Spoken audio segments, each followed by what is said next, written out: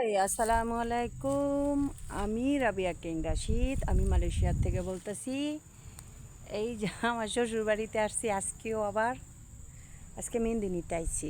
আজকে মেহেন্দি নিছি, মাথায় লাগাবো।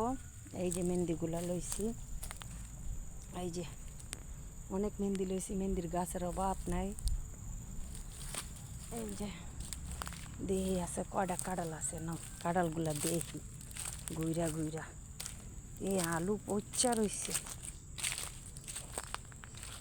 জঙ্গলে তো হাঁটতে তো ভালোই লাগে, কিন্তু মাঝে মধ্যে সাপের ভয়ে মানে হাঁটা যায় না। এই যে কাঁঠাল,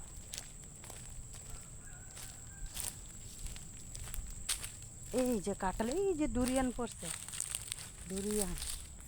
এই যে কাঁঠাল, দেখছেন কাঁঠাল, কত বড় বড় কাঁঠাল।